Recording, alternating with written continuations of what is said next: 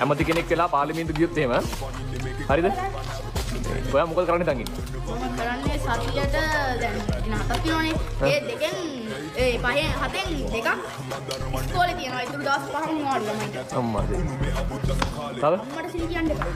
මෙහෙම වෙන්නේ. ඒ කල්ලියල්ලා පැය දැන් 7ක් 8ක් තියෙනවනේ ඉස්කෝලේ. පැය 6 තියෙන්නේ. දැන් අපි මම මේ අමාත්‍ය ධුරයට පත් වුණේ දැන් දවස් කිහිපයක් ඉඳනේ. අම්මා පත් වෙලා ඉන්නද? පත් උන්නේ නැහැ නේද? පත් වෙනවා ඉදිරියට කොහොමද කරලා. කොහොමද කරලා පත් වෙන එක පත් වෙනවා. පැය දෙකයි ඉස්කෝලේ තියන්නේ උඩරිම.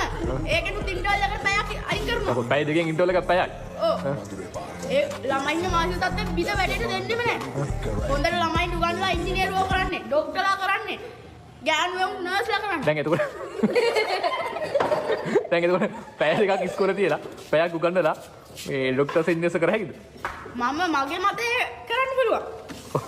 ඌගේ අප්පා හොඳට තියෙයි. ලේකම් එන්න ලේකම් ඔය ෆයිල් කරගෙන මගේ ඉදිරියට කරන වැඩ කොටස් තියෙන ෆයිල් කරගෙන